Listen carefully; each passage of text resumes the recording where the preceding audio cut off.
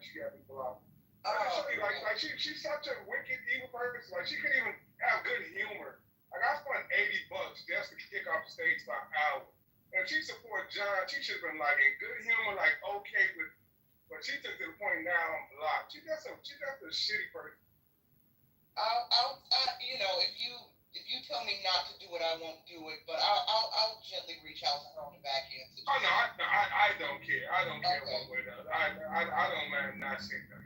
Like now if Roger comes back and she's mine, I can't get in the room, then I have a problem with that. But if it's just her, I don't mind that being her. Okay, right on. Well, I hate that because you know I enjoy your contributions to the space and your perspective to the space. And the fact that you can't get in there, that's I don't know, that's trouble. That's yeah. I'm kind of a little annoyed by that right now. I can find other muffs to get in now. There's other muffs out there. Other muffs. So I wasn't there for this. So was there a room where people could do the how Craig used to do it, where you could basically toss people out based off a donation or something? Is that what went down or something? Yeah, that's exactly what that. Yeah. Yeah. Who else got the heave ho? Anybody else? No, she was the only person. Oh man, Monica's is good. She got it twice. It was crazy. As soon as they offered the idea up, she started panicking. Then no, don't do that. It's gonna be me. Because I wasn't even thinking about it until she started like panicking. I'm like, fuck that. I'm gonna take this opportunity to just put her at full tilt. And it definitely she went full tilt. Like, but she opened up. She knew that she was gonna get that reaction from someone. So yeah, we ended up negotiating the price and got up out of there. It was fun. Matt. She should have had fun too though, but it irritates the fuck out of me. Matt, I just want to go back to what you were saying about how tonight is going to be the last night of this campaign and how wrong you're going to be. And if you go to John Kitover on Instagram, this is what a recent post I wrote. It says, candidate Congressman John Kitover, a service-connected disabled veteran, has been accused of stolen valor on Clubhouse by Brad. His account is Brad Wandering. Audio and video recordings have been made, and the campaign legal team is preparing to file a civil slander, defamation, and libel lawsuit. Additionally, Brad makes daily death threats to women and young men on Clubhouse. Second Lieutenant retired and candidate Congressman John Kitover. So, get that message to Brad, get his ass in that room tonight, and we're going to clear this up. And whatever you think you're going to bring to that table in that house, I guarantee you, Matt, whatever it is, I don't know what you think this room's going to be about, but I can't wait because we're going to money bomb it. And if you're going to be legitimate and non-biased, nonpartisan, and you're going to help a pro-Trump Republican in the state of Illinois, in Chicago, surrounded by Democrats, if you're not going to help me and help me raise some funds and pin my antidote link so we can raise some campaign contributions, because we have people that have applied from this Craigslist ad, and they are extremely high quality caliber candidates that can really help this campaign. So we do need funding, and it's not going to go to me, Matt. It's going to go to people that want to work on this digital marketing communication and on the ground operation strategy. So two things. Is that listed on your campaign website, what you just mentioned there? I didn't hear what you said. It's on John Kitover on Instagram. I'll put it in the chat. Excellent, sir. Now, do you have receipts that you've actually donated to MAGA at all? I have just got a curiosity. Like, anybody can cosplay as a MAGA, right? Yeah. Yeah. What is your participation with the MAGA movement? Let's examine this a little bit. Sure. So I voted for Trump twice and once in the primary. I went to the original Chicago Trump event here in Chicago, which was disrupted by Soros activists. At that time, I created a Facebook group called Chicagoans for Trump, and I did as much digital media organizing as I could in Chicago. And guess what? Barely any response. You're totally shadow banned, totally ghosted on Facebook. Can't do any political free speech on Facebook. Even in the very beginning for Trump, got no traction whatsoever. Let's see. For years on this app, Augustus and I and others in that self-preservation of the human race spoke up against Operation Warp Speed and the mass vaccination of the population in America and around the world, which we viewed as a Bill Gates, Dr. Fauci, Pfizer, Moderna, J&J scam to poison us, to defertilize us, to destroy our DNA with spike proteins, which has all been proven true. I've suffered the loss of over probably 40 Clubhouse accounts. I've had to go through 50 phones to continue this messaging. So, I believe Kennedy, who gave all his votes to Trump, helped sway the election by a marginal percent, 3%, 5%. That was a huge contribution. And look where Kennedy's at, top advisor in the cabinet. So we've done a lot on this app for the MAGA movement. I wear MAGA hats out. So in Chicago, the Illinois GOP and the Republican Chicago GOP, they did nothing for Trump. We went to events. There was never any kind of Trump organizing, Trump promotion, nothing. So I live in a desert of anti-MAGA people who don't want to be identified either as MAGA, even going back years. But in terms of giving money to the Trump campaign, I gave my time and a lot of digital marketing effort. I was even labeled by Mark Zuckerberg as a Russian disinformationist.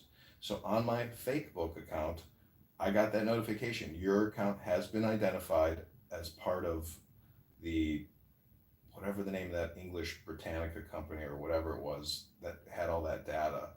Somehow, Facebook, and this is in collusion even with the whole fake Russian narrative, is that, even Facebook was putting that out. So, don't forget also Zuckerberg platformed Fauci on Facebook live streams over and over and over again about getting vaccinated.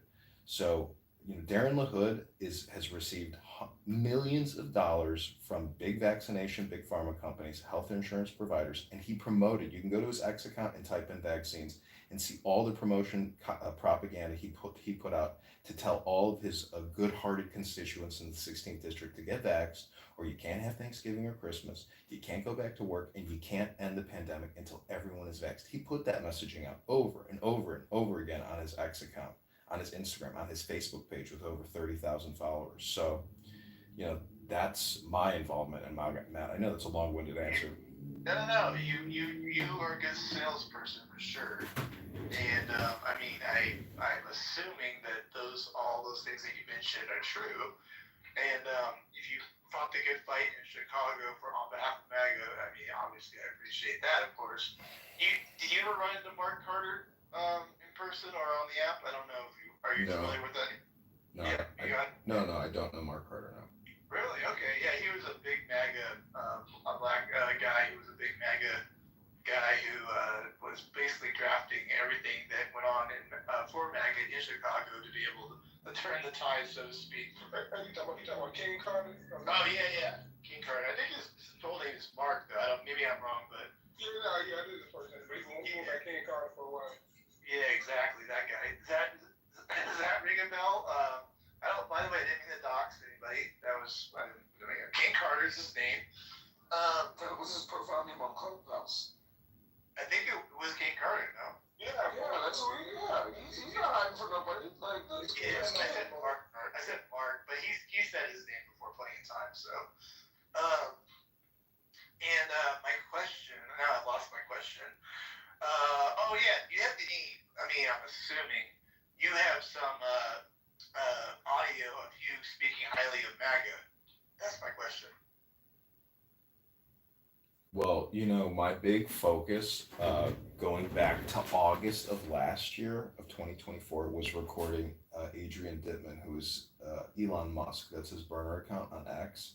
So I feel like the work that I did recording Elon Musk, even going back to August of last year, was an incredible experience, because I literally recorded him doing all of his events for Trump, jumping onto X, jumping into Adrian Dittman, having a subscriber only private. Like, I have recorded Adrian Dittman to such a high degree that he now creates fake burner accounts on Instagram, all over, on YouTube, everywhere, because I have so much Adrian Dittman content.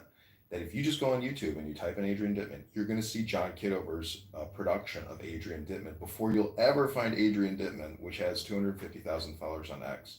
My Adrian Dittman account on X also shows up because most people don't spell Dittman with two T's and two N's. They just type in Dittman, and I have Adrian Dittman. So that work I did with Elon and recording those rooms and all his conversations, to me was a little bit like an espionage thing, because these are unrecorded rooms and I have Elon Musk saying all kinds of things. I wouldn't really call them profane or vulgar, but all kinds of, like his baby pullout game.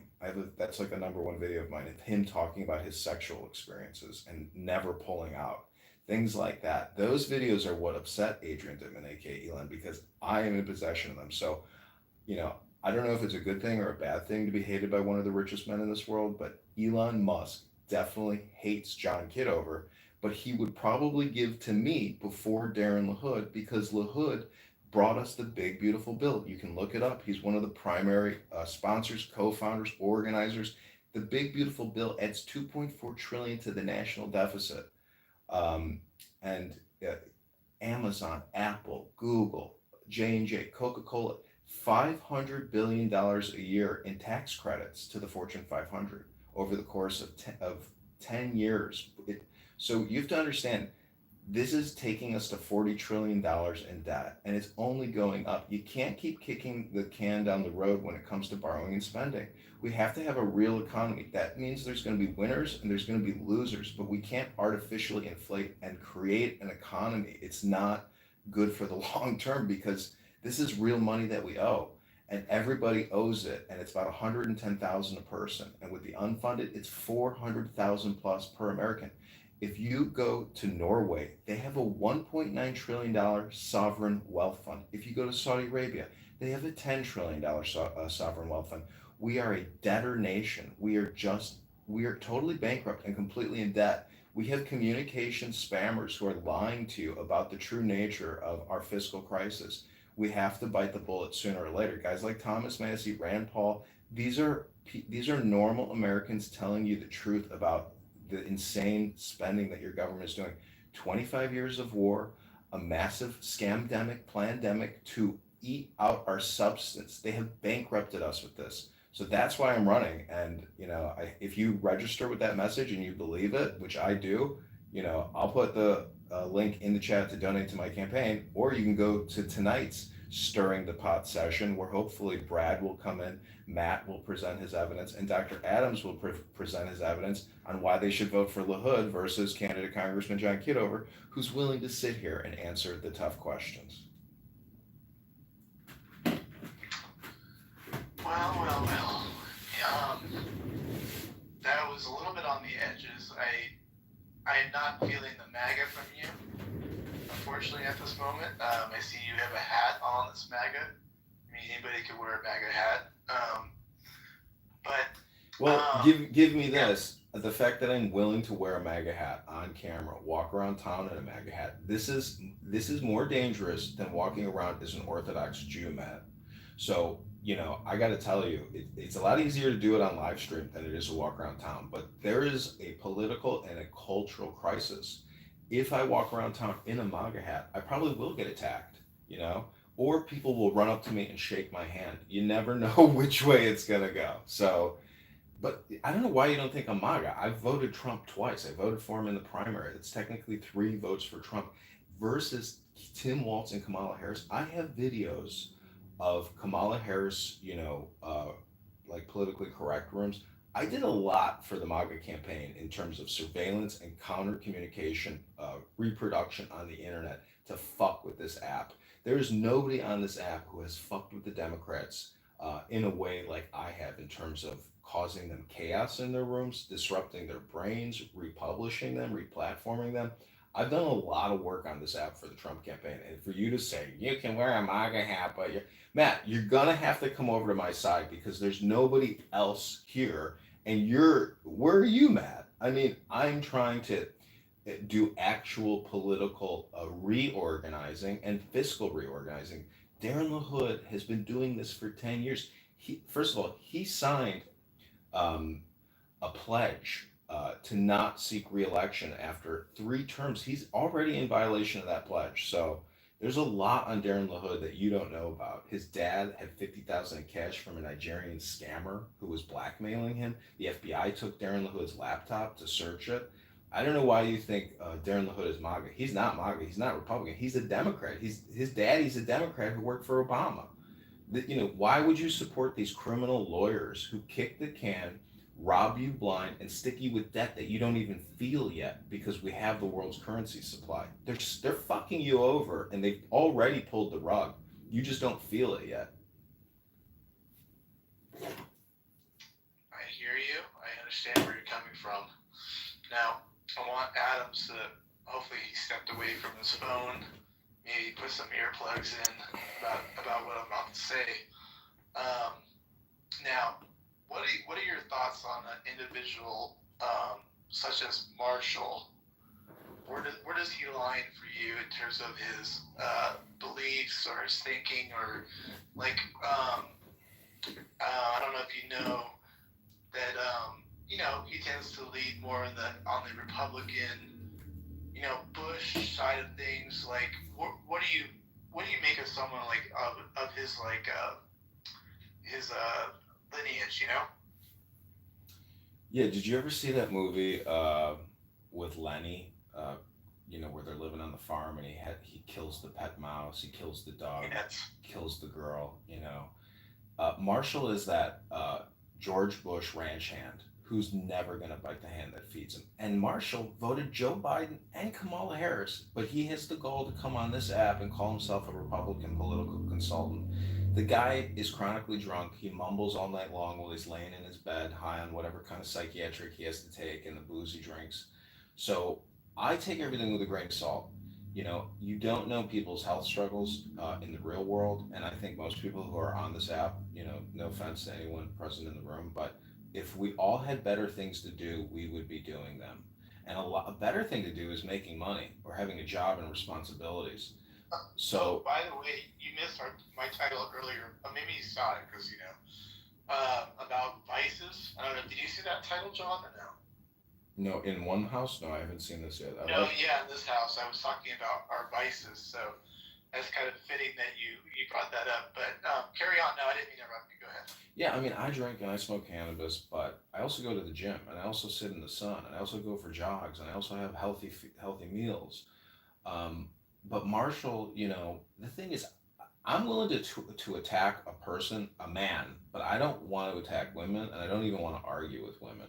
But I'm willing to debate with Marshall. But in terms of communication and having an actual conversation, he shuts me down every time and he just blurts something out like, "This guy's a troll and he's not a Republican. Kick him." That's basically Marshall's response to everything. So So if he's here tonight, you would have a good faith debate with Marshall if he went back and forth with you on some issues, right? sure, You're able to- Okay. I will communicate like a normal person and stop and listen. But if the mods are just gonna let Marshall be a mod and talk over me or shut me up or yell, it's like at least call him out for it. Don't let him get away with it.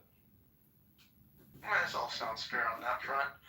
I don't know if anybody had any more questions for this guy, I guess quote unquote comedian, as NY likes to say. But yeah. Yeah, thank you. I mean, my messaging is actually what the normal messaging should be, which is stop borrowing, stop spending, and stop creating, fake political content on platforms to basically hide what you're really doing, which is giving away hundreds of billions of dollars of American treasury to either corporations.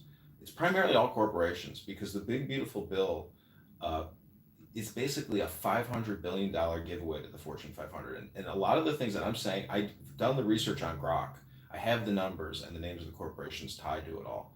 So if you do a cross comparison reference between open secrets and the HR acts, and you ask them, for a percentage on how someone voted, you can do all this incredible cross reference data with Darren LaHood's voting record, his donors, and how much money he passes in the acts and which corporations get the money. So in my opinion, Darren LaHood is running a $10 million plus skim in the same way that the mafia would skim a casino cash room.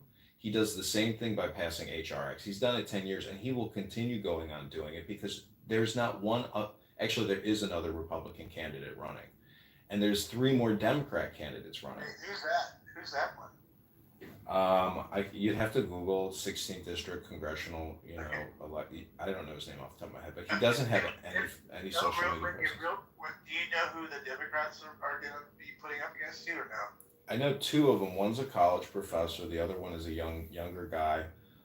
But they don't have any digital media footprint. Very few followers. So I don't know what they're planning on doing in terms of their communication strategy. But yeah, if we could get them on this app to do a big debate, because LaHood is never going to join. But if you could get LaHood to come to this app or reach out to them, this could be something for you, Dr. Adams, or you, Matt, or you, Nye. If you could reach out to the Darren LaHood campaign and say, hey, we want to hold a digital media town hall and online debate with all the congressional candidates, you guys would be legends. We are in touch with them. But that way, we're in touch. Okay, great. Because I tag him on a lot of stuff, all my grok queries, and I got no shame in my game. So he knows who I am because he posts a lot of stuff personally. So he sees my things, and my stuff's getting views on X. And you can go to his comments section, and you'll just see people tearing him apart. The most horrific things you could ever imagine people saying are in his comments, and these are his voters. These are District Illinois 16 citizens that hate Darren LaHood. A lot of stuff about Epstein, that he's covering up the Epstein files. There's a lot of dirty stuff. Politics is dirty, and just the fact that even Brad, supposed conservative Brad, non-Christian Brad, Viking warrior Brad, basically for 2 days trying to destroy me, and then finally I post my military ID and my veteran's ID card, and finally he goes away. And he says, well, maybe he is a veteran. I didn't really know, blah, blah, blah. But, that's the thing is you have to keep track. And Marshall, too, and others who are also making all kinds of claims about how John Kitover is insane, all kinds of statements like that. That's libel, slander, and defamation, coming from an alcoholic who sits there and mumbles in his bed at 3 a.m. I can't fall asleep. So I'm just saying I record everything. And that's why I kill two birds with one stone, because everything I say is recorded. I wouldn't be on this app unless I'm recording myself, and I've been doing it for 5 years. And a lot of people don't like me for that because I record them saying profane, vulgar, slanderous, obscene things, death threats. So, it's not a good idea to come on this app and make death threats while people are recording you. But I'm just anonymous.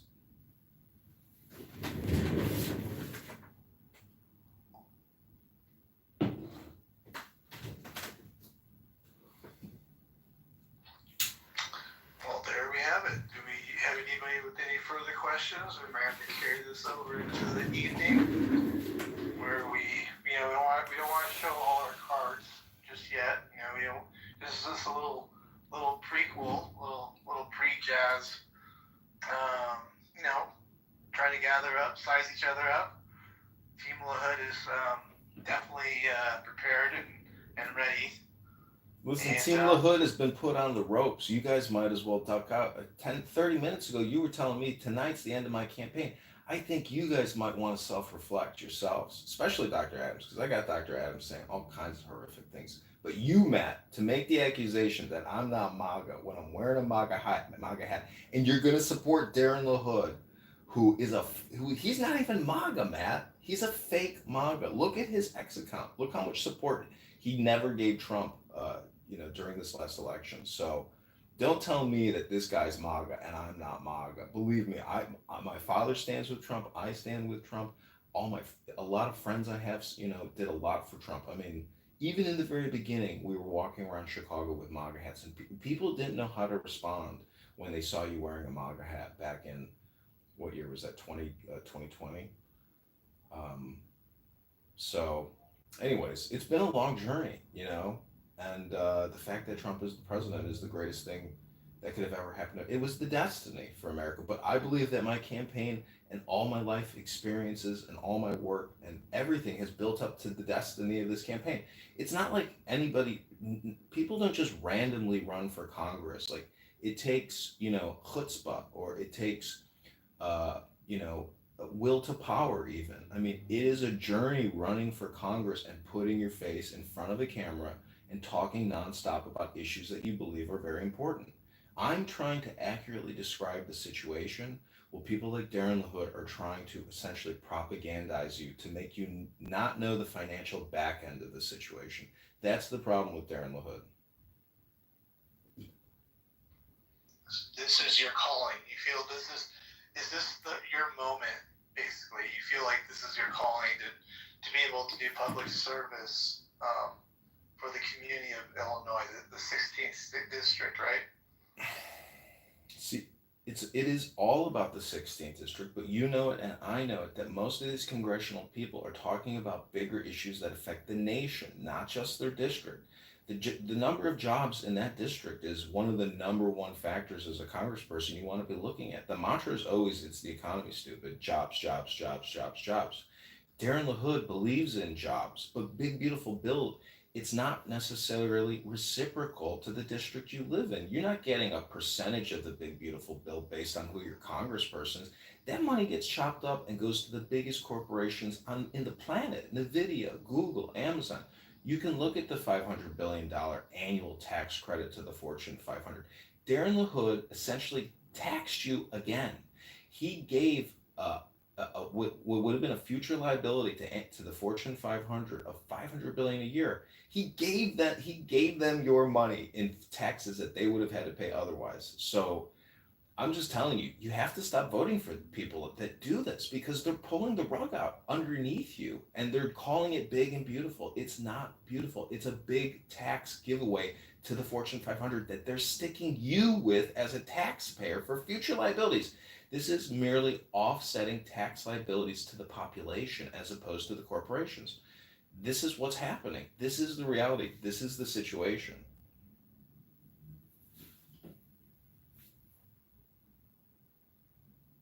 It's not fair.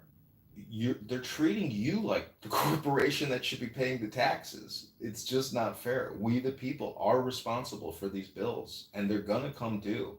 And whether it comes out in inflation and eggs go to $10 and milk goes to $10 because of this inflation, a lot of the inflation will happen by foreign debt holders flooding into America and buying our assets like they're doing in California.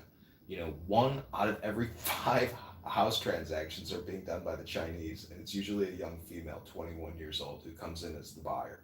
So they're going to buy up our assets because our money is out in the world, and America is a good place to spend it because, we're the source of it and we can keep it safe. We've got a big advantage, but we have to stop creating a fake economy. 40% of the economy is all based on borrowed money or future tax responsibilities for the American people. That's the situation. If people disagree with me, tell me where I'm wrong in my logic.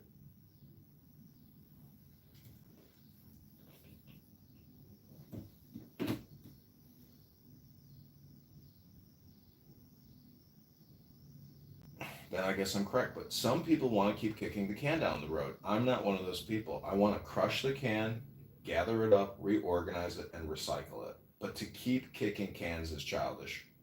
And Darren LaHood is a child. I am a man running for Congress in the 16th district of Illinois. All right, that's my spiel. I hope you guys like it. And the problem is, as they put about jobs, like Magna is only interested in what Trump wants done. I do believe in Magna, but I believe you can rent a case where you can separate yourself from his agenda of spending money. I just think other MAGA don't want to hear that. Unless Trump said it first. If Trump said it, your brain kind of independent in that sense. I definitely believe in MAGA. Trump may end up being King Midas because kicking the can down the road is the definition of a Ponzi scheme. And sometimes Ponzi schemes peak. This Trump could be the peak of our Ponzi scheme. Even if we get a Republican in the office in the future, that Ponzi scheme may not have the Midas touch that Trump has. Trump does seem to be the magic man, and that's why I support him.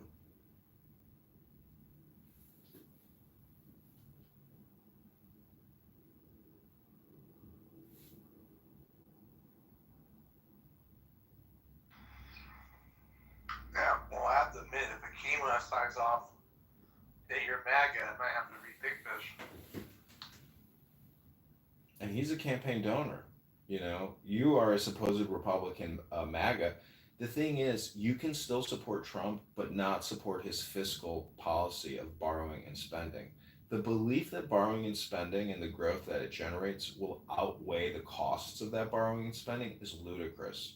We're giving money away and reshifting the burden of future tax liabilities and responsibilities to the American taxpayers. That's all we're doing.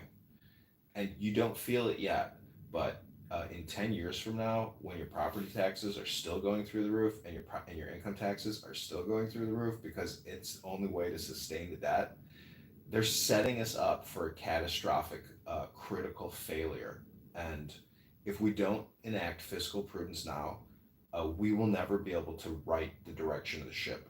It will become runaway Weimar Republic, inflation.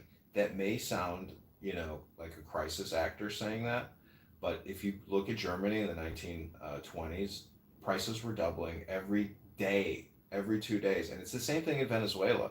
This is how you inflate a currency. We are doing that. But then we also have a dishonest bargain with the Federal Reserve, which is a quasi private institution in the same way that Fannie Freddie are. They're government funded. It's supposedly one big system, but with separate boards, separate rules, separate governance, private, secret, closed door meetings. Does that sound fair to you as an American voter and taxpayer that the Federal Reserve gets to have private, secret, closed door meetings with no transparency, with international, stakeholders, in you know dealing with what assets are going to get bought up in, financial operations? So there's a lot of secrecy that the American taxpayers, are not keen to. And Thomas Massey, Rand Paul, they want to audit the Fed and end the Fed, shut down their secrecy, shut down their hidden shadow operations that the American, voter and taxpayers have no insight or vote into. Why does one guy get to set the interest rate at 4%, 5%, 7%? I've seen the interest rate fluctuate from 2% up to 8% in my life at 42 years of age. That's not a bad, range, but the point is they're inflating the currency, and it's just, you can go to usdeclock.org and study all these, figures, and the Treasury, API, Thomas Massey, has his own button lapel. We just hit 37 trillion plus. So the data is out there, and if people live their lives with personal responsibility and self-reliance, why isn't the government doing the same thing? It should mirror everybody's individual action in this room. Otherwise, it's dishonest and it's not a good bargain. Yo, so I had to step away for a minute to handle something in the house, and I had this room playing, my phone on speaker, obviously it's on speaker. One of my family members was like, "Are you watching the news? What news channel are you watching?" As they heard, they were listening to John speak.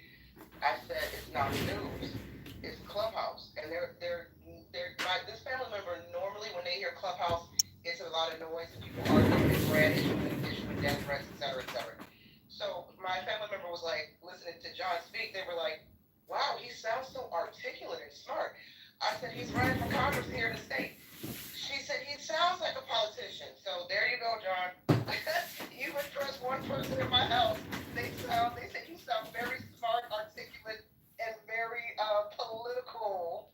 So I guess you're doing something right. Yeah, the debt is a political topic because technically, we're all going to disappear and go through the same gate penniless. So the whole question is, how do we optimize the situation for future generations or create a better game for the next generation?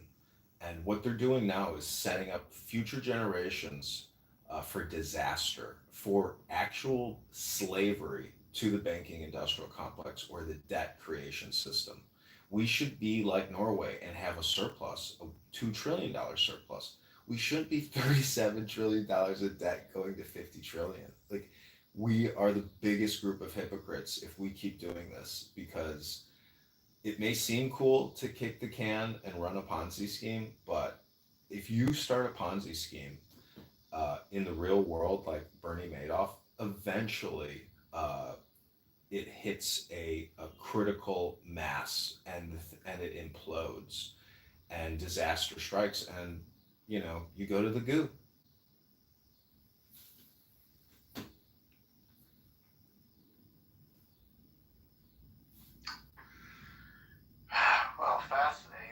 you got one vote from the NY household over there at this rate. I mean, next thing you're going to be sending them the pledge donation link. That's not good news for the hood.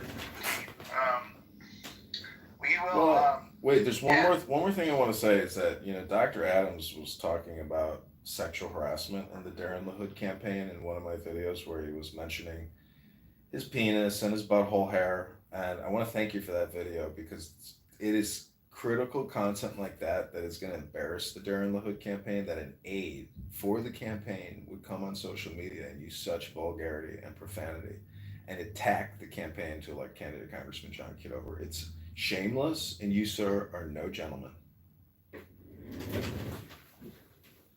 We will also be adding you to our list of defamation, libel, and slander. So you have been put on legal notice. Not too much of my buddy Adams here, okay? We're Team LaHood. We're all in on this. You're officially gonna be finished off tonight. Pause on that. But let's it's a nice day. It's a nice day here in LA for me.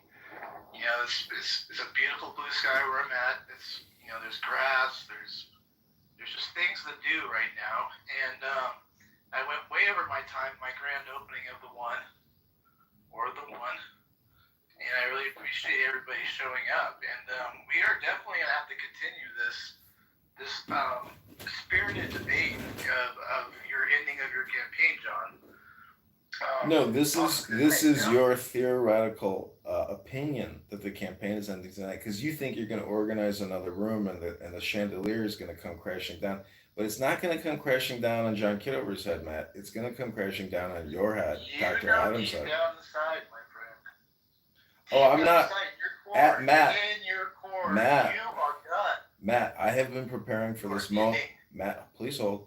I have been preparing for this moment my whole life. I've never attacked you, made slanderous, libel, claims against you. You, to me, are a fun, intelligent, and great guy. And I just got to tell you, if you can say it, it is not true. That's an ancient American saying. If you can say it, it is not true.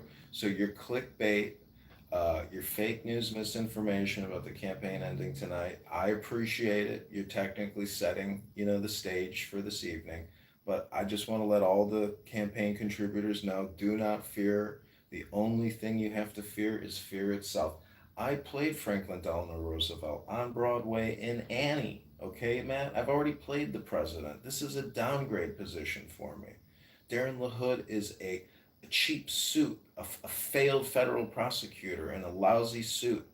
He's created $20 trillion and skimmed 10 million of it, and it's sitting in his bank account. And plus, the guy's going to get a pension, and he's already made millions of dollars. And his father's family's law firm is involved in all types of federal legal legislation and billing. So, you want to talk about parasites and people who suck from the system and put on a big smile with their suit and they shake hands with cops and veterans. That's all a show. This guy is the biggest thief among us. I'm trying to expose the fraud, waste, grift, corruption, and the basically the skimming with the lobbyists on K Street. This is how business is done.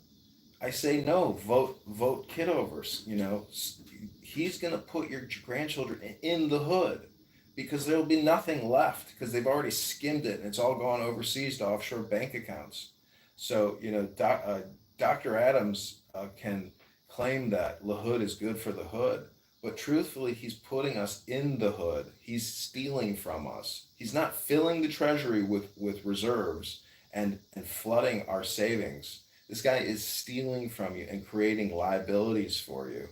Well, respectfully, John, that's your problem here in Chicago. I feel that in my expertise being here in California, that LaHood is better for the hood over there in Chicago.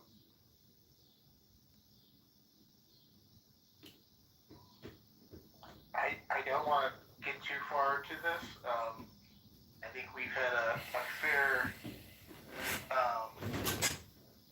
mini debate to set the stage, for future stuff coming up. And John, you stated your case, and I respect that. I have no hard feelings for you personally at this moment, I do think the campaign will have a demise very soon. Maybe it's not tonight, maybe it's not tomorrow, but my gut feeling is this all comes to an end pretty soon. It's just, I guess, I'm going by feelings. That's where I'm going right now. I think the HUD campaign has a very good chance of putting this all to rest in that way. But I think Adams, NY, and Hikima, thank you for of the house. So I really appreciate you guys showing up, and I hope to have more stuff like this in the future. I think we had a good morning room opened up, and I think whether or not I can keep this theme going, I don't think that's gonna happen. But just no way. I need Oh, the yeah, inversion. yeah. I need the inversion. I just updated my profile. I'm no longer anonymous. This is John speaking. I want to set the record straight. I want to set the record straight and not be anonymous. But I'm gonna pin, because this room is on record, and I think the One House is a great rebranding effort. And I think if you had the attitude that this is one house, and you really did realize that we are all on the same ship, whether it's the United States ship or the world ship, just depends on a question of your relativity, and how far you can zoom out and how much compassion, friendliness, and kindness you have. But I got to tell you, this is a runaway pirate ship, and there's a lot of people sitting on the deck, smoking cigars at the pool, ripping you off by giving away hundreds of billions of dollars a month in future tax liabilities that you are responsible for, the voter. And if you listen to Ron Paul and his farewell speech to Congress, he says we are bankrupt, but we're not gonna admit it. And the truth is, at $37 trillion, you are fucking bankrupt. And I just think that this artificial economy is one giant deception, and it's a word game. It's hypnosis, and the cognitive distortion is that if we stop putting the oil in the engine will break, and the car will go nowhere. That's just not true.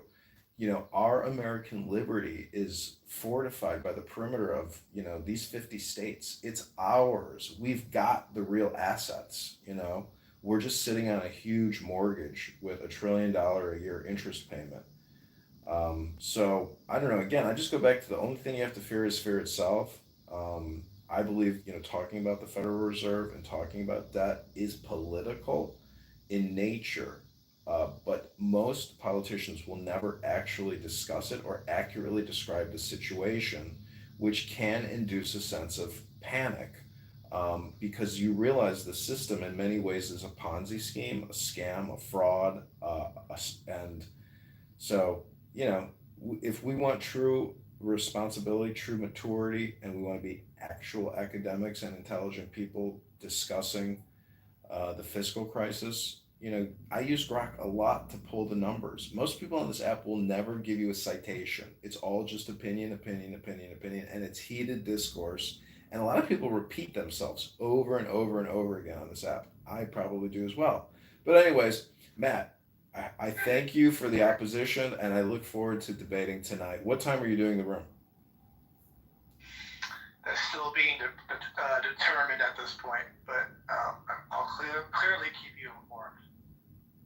Hey, John, can you give me, I really don't know, I'm asking this question. Can you give me the mathematical reason that debt is a problem? What's the formula that I look up for debt? Do a cross comparison between Weimar Republic economics and U.S. economics, or just go to any country like Zimbabwe that has $100 billion notes and just realize how you inflate a currency supply. It's the M2 money supply. Go to usdebtclock.org, and if you look at 2050, I asked Grok, what is the national interest payment annually at 2050 based on current debt growth? It's $4 trillion a year, and we only collect $5 trillion a year in taxes. So if we're only left with $1 trillion, but we're still spending $7 trillion, we're just essentially creating a massive pile of forever debt, which will result in a critical breaking point. It could be that the critical breaking point, in terms of like price, multiplication, where everything starts going up in price and it could be the year 2150. So it might not be our problem where we hit that insane point. But hold on one second. But And I'm just hold on saying, one second, John. Hold on. I'm not monetary finished. I'm not finished. Hold on. Oh, okay. Now, if I were to say that, forensic accounting and actuarial science and mathematics, are just another form of communication spam, okay, because shit rolls downhill and it's better to be in Chicago, New York, LA, or Miami than fucking Zimbabwe. I hope that helps clear things up for you, John.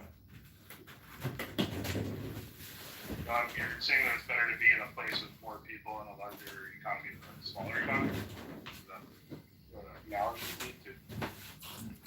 Let me just tell you again, when you're sitting in a $2 billion Federal Reserve office in Washington, D.C., talking to the White House, that's where the ball of shit starts rolling downhill, okay? And it's better to be at the top of that hill than the bottom of that hill, which you could call Zimbabwe. Well, yeah, are you sure? I mean, Zimbabwe, you're saying Zimbabwe having a lot of debt. I don't know what Zimbabwe's debt is. What's the debt number in Zimbabwe that's drowning them so in inflation?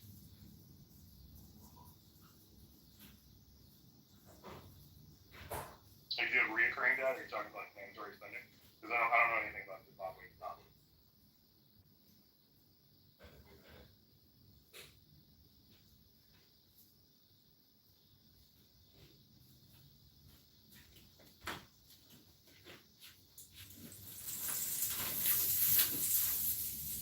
Well, geographic proximity matters. Think about your love life. Most people's love life is within 5 miles of their immediate point, of reference. So I'm just saying that, in my opinion, as an American, I would rather live in New York, LA, Miami, Chicago, Austin, Dallas, Seattle, anywhere other than a mud hut on the Congo.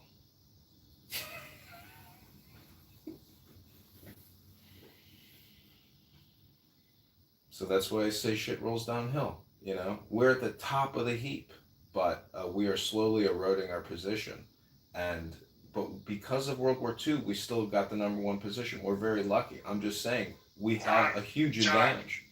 John, your campaign is circling the bull. I'm telling you, it's circling the bull. No, I know this show is almost over.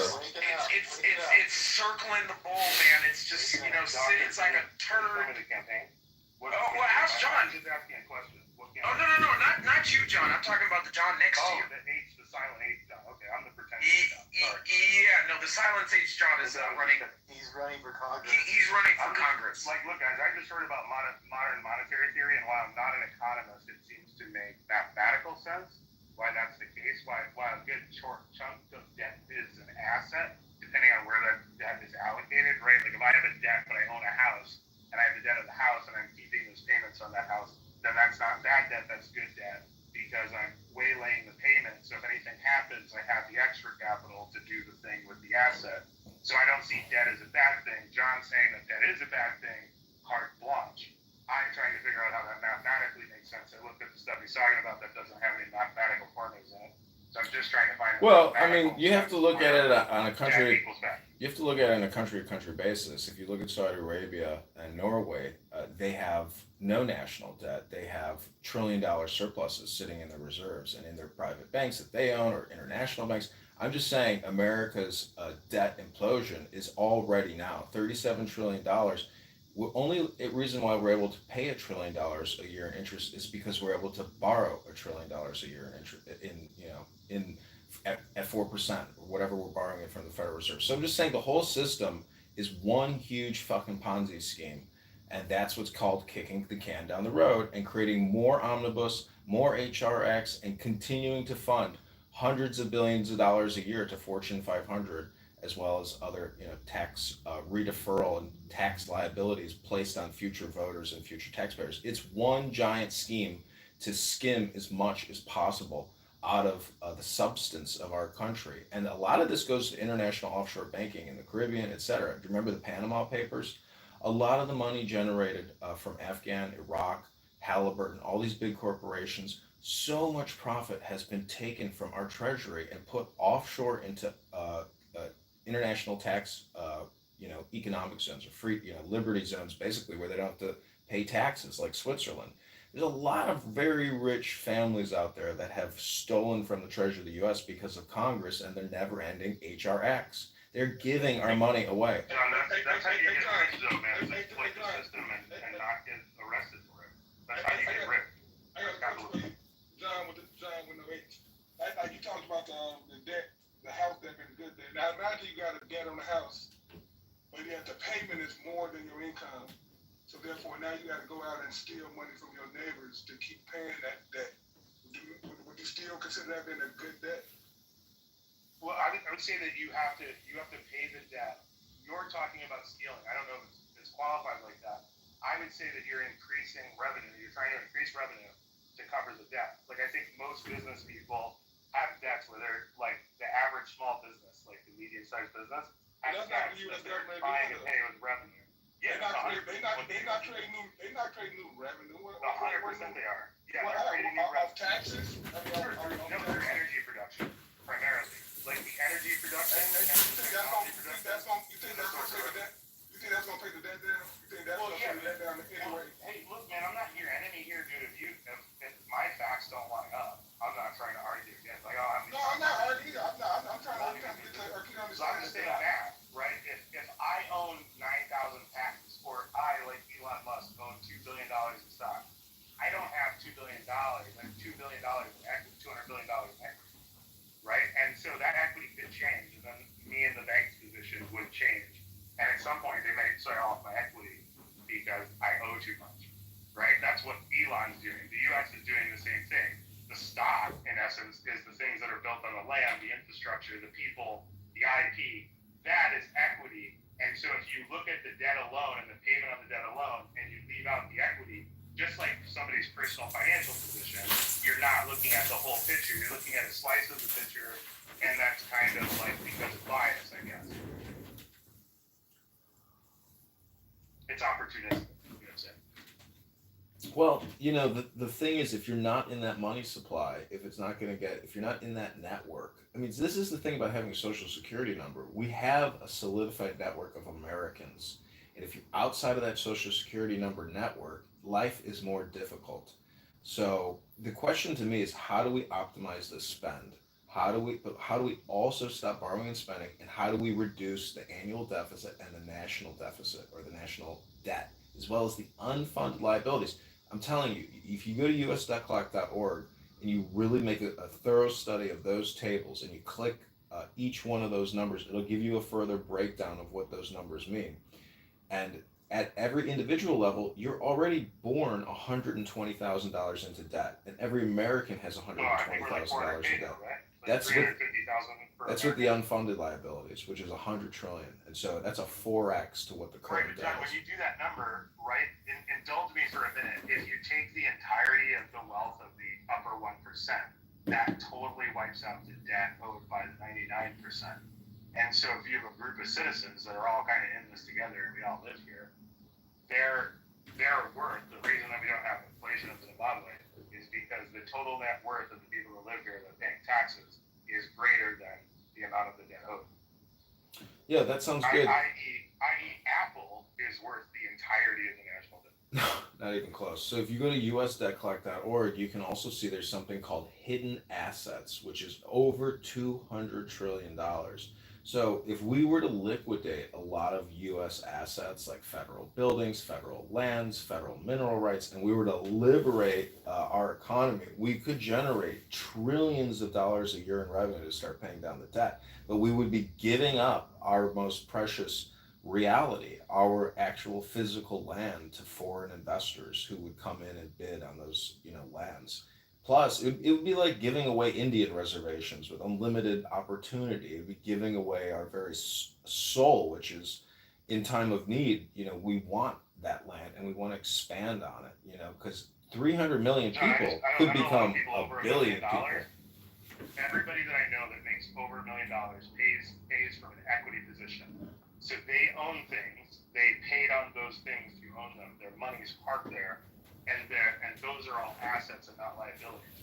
So as the price value goes up, their total net worth goes up, and that is essentially inflation. I think the capital underlying the difference between what wages should be and what wages are, i.e., the $300,000 worth of debt owed by every American citizen, who should be in the $63 an hour range, where capital's taking advantage of them through Congress and through lawmaking and through bureaucracy, etc., is the real problem with the national debt, not what the 1% is paying, because they're paying like 20% of the taxes. Well, the 1% are paying 50% of all taxes. No, okay, I mean, my bad, 50%. But the point is, to steal from the rich to pay the debt doesn't solve the problem. We could just stop the borrowing and spending and let all sleeping dogs lie. If we were to just spend $5 trillion a year as opposed to $7 trillion and only spend what we take in and have a balanced budget act, that would be a much more common sense approach to running this economy, as opposed to creating $2 trillion in new debt every year. If you can lower mandatory spending and all that, I mean, I don't know what your plan is, right? But you got to cut something, right? So what do you pronounce to cut out of our mandatory and, our other spending? Yeah, I would cut spending by $2 trillion a year. I would take $1.8 trillion out of Medicare, Medicaid, and $0.2 trillion or $200 billion out of the defense budget. So that's $2 trillion a year, brings us back to $5 trillion a year. Boom. Medicare, Medicaid, National Defense Authorization Act. Pass it. Let's get it ratified. I'm on board. Let's go. Well, the point is, you actually stop passing acts, you stop creating bills, and you cut the budgets now, and you stop borrowing and spending. That requires no new HR acts, no new omnibuses. You can't keep creating more cans to kick. I want to see the math, bro. I'm totally like, let's share a Google sheet. We can have AI write most of the math out here, write a script, pull the numbers, little beautiful soup with Python. Let's put the math together, look at where those cuts would be, and actually write the bill. I'm 100% on board. I'll throw $100,000 into writing that bill. It's probably going to cost like $300,000. So I'll throw the money into writing the bill if we can make the national debt better. And I don't know how that better supplies for people, but I'd love to see the numbers. If the numbers make sense, let's 100% do that. If that makes people's lives better.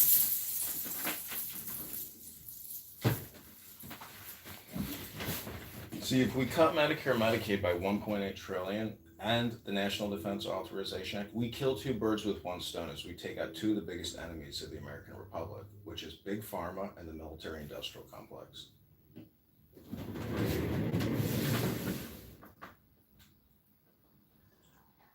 Really quickly, Matt, when you have this debate room tonight, please ping me, just in case I don't see it in the hallway. You know, Matt, even you supporting Darren LaHood and Dr. Adams supporting Darren LaHood for Congress versus me, John Kitover, you are a part of this destiny equation as well. And I thank you, Matt, and I thank you, Dr. Adams.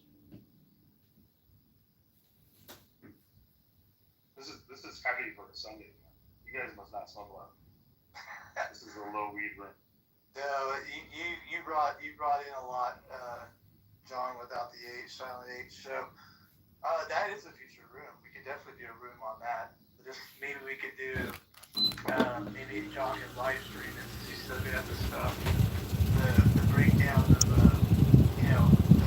what he has proposed for a budget and the national debt and all this stuff. That'd be an interesting room. So, John, I just posted a link to a video.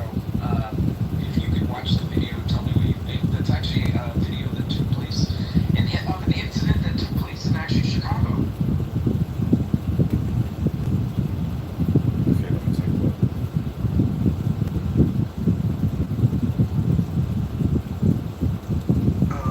John, silent H, John, all the house. Just the grand opening of my house, pretty heavy here. Sorry, Adams, that's your personal Instagram, and unfortunately, it opened it in a browser, so I couldn't see it. But feel free to describe what it is.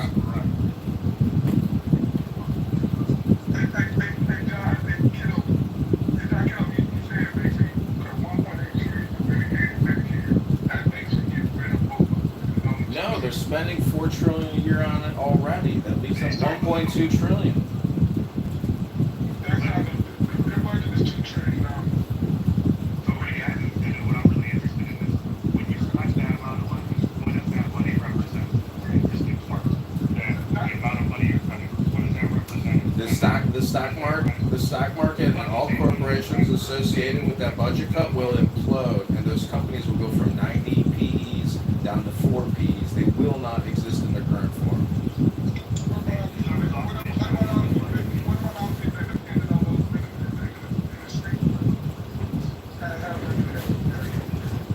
Well, welcome to the national austerity movement, where people are going to have to tighten their belts and figure out a way to operate in a real economy.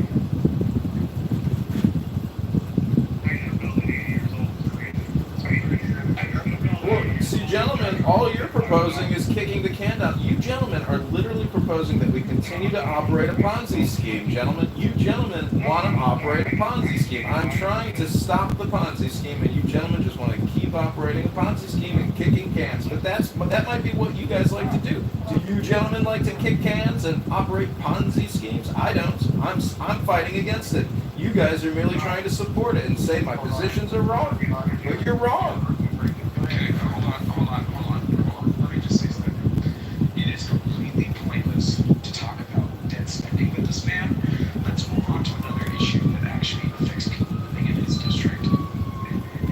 So, John, would you consider yourself to be transphobic? I think if men want to dress up as women in public, God bless them.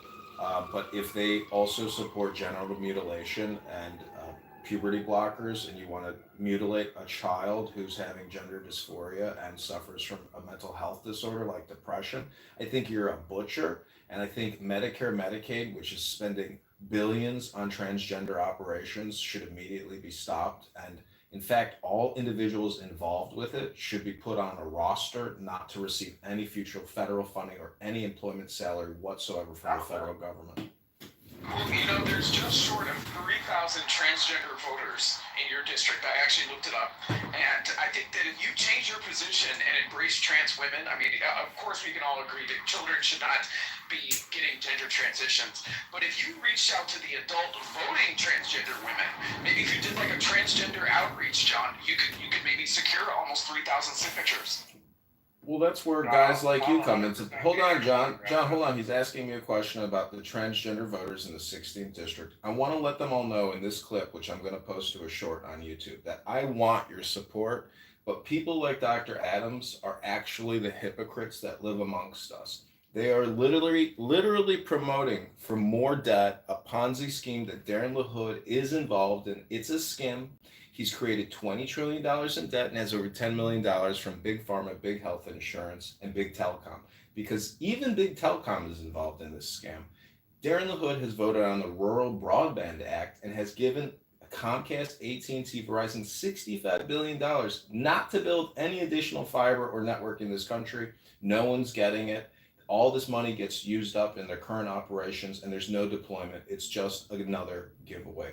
So though the trans voters in the 16th district may not like my position on LGBTQ or the transgender movement, all I can say is you're still on the same boat as I am and everyone else is. This debt is also trans debt. So we need to essentially stop borrowing and stop spending, or the trans people will have, no house or room to complain in.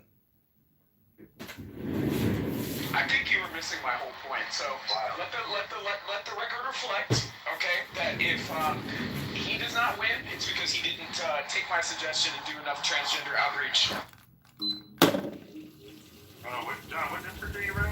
I don't. 16th district in Illinois. The biggest towns are Rockford and Peoria, Bloomington, Normal, Illinois. Oh, right.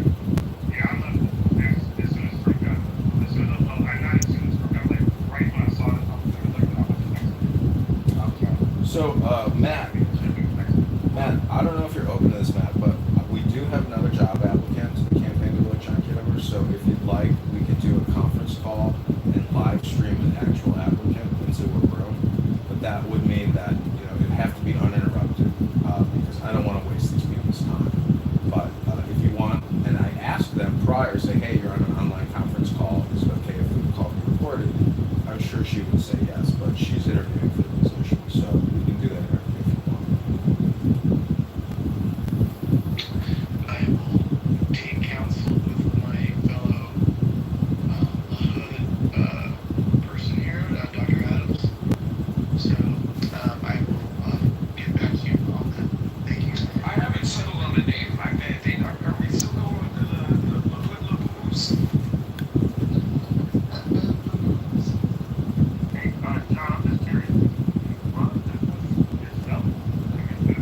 Yeah.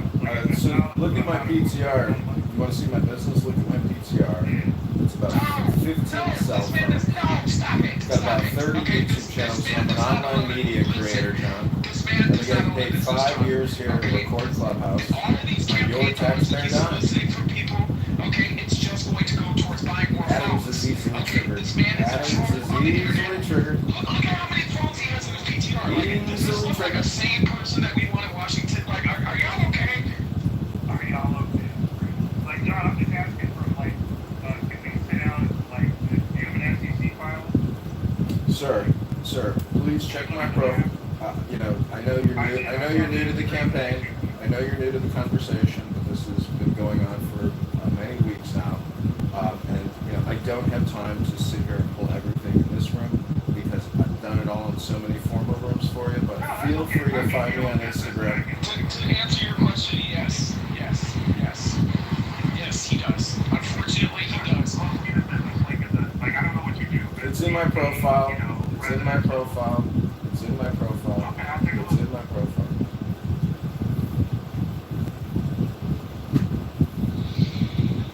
You know, Matt, I gotta give it to you, man. You know how to create and stir the pot, but guess what? It takes people to stir your pot. So I hope you've enjoyed the show, and you know, I thank you also for the Pepe and Dr. Adams show that I piped into Mojo's room and recorded. I thought that was a lot of fun.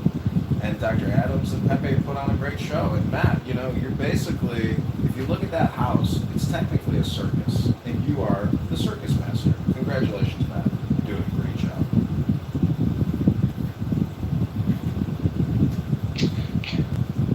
That is a jab or a compliment. I'm going back and forth, but No, it's basically like saying, you know, you're a plantation owner, and you enjoy sometimes watching a squabble. let's not go there. Well, you're the one. You're the green bean. You're the green bean in a big red house. Let's be honest here. You're the green bean in a big red house. We were civil until we got the plantation. What is next? Reparations? I mean, come on, man. Well, we know John isn't. No, it looks like a plantation house to me. Looks like a plantation house to me. Maybe work on your branding and your logo. Because guess what? The Darren LaHood campaign is nothing but a plantation house for debt slaves working in a field. That's all you are. It's debt slaves working in a plantation field. Why? Because 2 black people are supporting him. I'm trying to liberate you from plantation lifestyle, and you just want to keep working on the LaHood, working on LaHood's plantation slave debt. $37 trillion in national debt, $100 trillion in unfunded debt liabilities. Go to usdebtclock.org to see more. John, they're not running, sir. You're saying that you know how to manage money. So do you have like $29 in the bank? Are you wealthy? Can I look up your net worth? I don't know. You want to do a net worth comparison? You go first. I would love to. Go first. Go ahead. I got more in my trading account than I spent on options frivolously in 2018. Well, guess what? Guess what? Since I'm running for Congress and you're not, you know what I had to do? I had to file what's called a campaign financial disclosure report. Feel free to Google it and look it up, John, because some of us got receipts. Some of us have receipts. Yes, Google it. I'm not going to do all these Googles for you. Let me tell you, go to my profile, follow all my social media, John. I don't have time for all your little one-on-one queries. Feel free to send it to Google. I used to work at Google, and guess what? We had an acronym at Google. It's called Let Me Ask Google For You. So go ahead, John. Oh, Lord. This is stressful. God. John, is this your first time dealing with John, the crazy congressman? Yeah, this is the first time I've ever had the displeasure of speaking with John. This is the first time I've done it. You know, there's a reason why you don't have an H in your name, John. Yeah, intelligence, brevity. I like terse things. Well, maybe if you didn't have an H in your name, you'd be beating over. Well, you know, maybe I'd get more APAC money, because that's the Jewish way. Sorry, of John, I spending, didn't mean to cut you off. I just had to put him in his place. Listen, John, let's get realistic. Yeah, He's got a lot of phones, but I got way more followers. exactly. Now, let's, they got personal. They got really personal. He took a shot at I get like 50,000 hits a day. One Well, I'm here stirring the pot with a guy with 50,000 hits a day. Wow, I'm stirring the pot with a big guy here. Wow. I only came in here because I know Wallace. That's the only reason I even came in here. Oh, it's the only reason you came in here, and you're sticking around and stirring the pot. Stirring the pot, one stroke at a time. Stirring the pot, one stroke at a time. No, that is the only reason they come in here is for Wallace. Good point. Well, you know, the other reason is you stir the pot, and I pointed that out that you're the circus master. I have done nothing. I am not the circus man. You're the green bean moderator. You're the leader. You're the leader. You're the moderator. Hold on. I ain't no plantation over there. I'm gonna make that very clear. You got a big red house in your PTR. That's racist. That's a PTR for a racist plantation house. You're a racist. Not what that is. You are racist. That's a plantation house in your PTR. That is slander. One red house? That's a plantation house. You're racist, man. Hakima's giving me emoji approval. Hakima is giving me emoji approval, man. You're a nasty person. You're the nasty person. You're the one with the plantation house in your PTR. And you create hate rooms with Pepe doxing our beautiful mojo, ruining our positive vibrations. How dare you do that to Roger? Letting Roger get doxed. You're putting Roger's life at risk with these people, Matt. You are putting Roger's life at risk with these people, Matt. Take ownership. Take responsibility for what you're doing, Matt. That is for the hood. He's for the black community. You're not. Final. Period. Take responsibility for the hate speech rooms you're creating, Matt. Listen, I just want to chime in and say y'all better leave Roger alone. That's it. I'm done. Yeah, it's like, it's Roger not even here.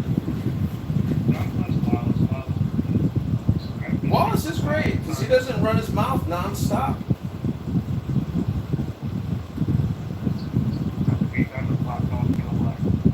I'm here campaigning. You're here running your mouth, and Matt creates hate speech rooms.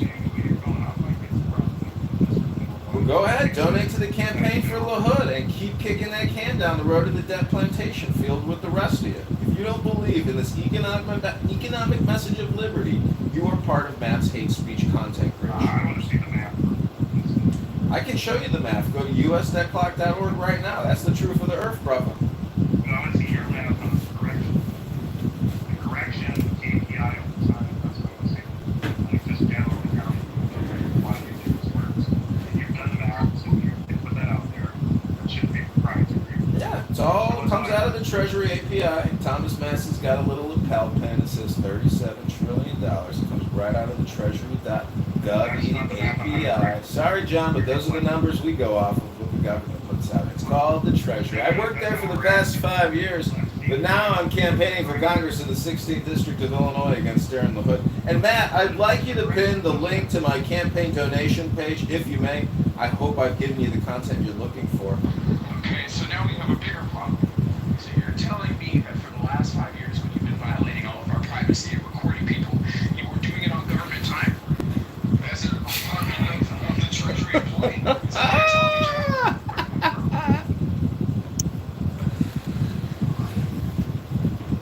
Listen, I fulfilled all the responsibilities of my position. I work from home. Everything is documented. Everything is paid for. I'm paid by the Treasury. I pay to the Treasury just like you, and we all have $100,000 to $400,000 in future tax liabilities. If you're with the campaign for Darren LaHood and you're not with John Kitover, you stand with Ponzi schemers, you stand with can kickers, and you will never give liberty or justice to your fellow citizens because you're too stupid to know what liberty and justice is. This is John Kitover for the 16th District, and I am finished speaking. And when I am finished speaking, you are entitled to your time because I will listen to your long, drawn-out, numberless bullshit of telling me about KPIs and his. I'm done with it. I'm done. Like, get this guy out of here. Don't ever carry in my house again. Plantation. I'll make sure that the last plantation that you're on that you'll never ever see again. You just watch your mouth. Little stinker.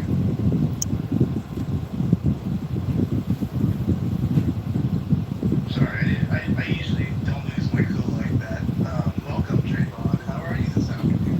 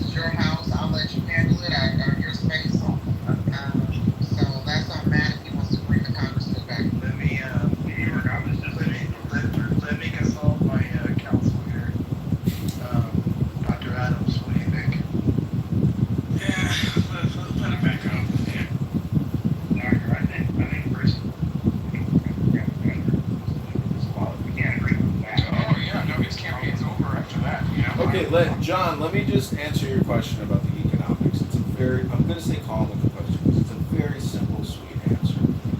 You run a business uh, for a profit, and so as employees of the federal government, should be a national endeavor to run the government as a for-profit business, as opposed to a debt liability creator and a tax debt creation system. In the same way that Norway or Saudi Arabia runs their government at a profit, they have a national sovereign wealth fund. We have a national debt wealth fund, which is not wealth, that's tax liability. So run the government like a business, and we will start to solve our problems in a business-like way. Otherwise, this is Clown Town, and it's a clown show, and you can use your cute little questions, but we all know that it's not being run like a business. And if we're adults and not children, and we don't want to act like clowns in the Clown Town or in the tent, and we want to be responsible adults, we run this like a business. Sure, I don't agree with you that the government should be profitable. I think building infrastructure, building transportation, and taking care of healthcare is totally a business that you're going to lose money in. The customer acquisition for one, and I'm educating everybody about how healthcare works, how the transit system works. That is not profitable to do in a good way. So that's not a profitable business. You're going to lose a certain amount of money. That money is then paid for by the taxpayers who are using that system. So therefore they pay for the system. And that's how you control pharmaceutical costs, is that the taxpayers are paying for the system. There's only a certain amount of money per taxpayer, so that's the cost that we charge the taxpayer. And the amount of money that we give the pharmaceutical company with research and tax breaks makes up for the fact that they only get $25 for the insulin. So I think that's a perfectly workable system. That's reasonable. And I think those numbers are reasonable. I can show you why. Okay, can I respond? That the health of the population, hold on one second, that the health of the population and that being greater and their upward mobility being greater is therefore producing more of a profit. And that's how you get a profit from the mechanism. You don't get a profit from the chair. Go ahead. Okay, this is my response. I listened to everything you said with incredible attention, so I knew how to really appropriately to respond to what you're saying. And John, let me just tell you this. When you run a business to the ground, there's a lot of hurt feelings. And sometimes when you restructure a business because it's not making a profit, the outcome is a lot of hurt feelings. And I can promise you, if I get into Congress, I'm going to hurt a lot of feelings because K Street and all the lobbyists that let Congressman LaHood skim $10 million out of the $20 trillion in debt, I'm going to hurt their feelings by giving them no more money. We're cutting $1.8 trillion from Medicare, Medicaid, and $200 billion from the National Defense Authorization Act, saving us $2 trillion a year and bringing our annual expenditure to $5 trillion a year, in line with what we collect at the IRS through the Treasury. So that's my official economic position. We have to run the government like a business. We can't spend more than we take in, and we are now running at a profit. And that means paying down the debt at $37 trillion and $1 trillion a year in national interest. So until we stop acting like children and run this like real businessmen, we are running it to the ground, and we're going to hurt feelings either way.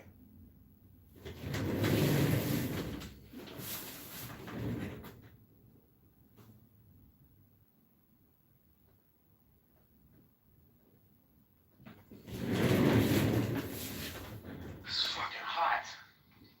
Is it hot out today? My gosh.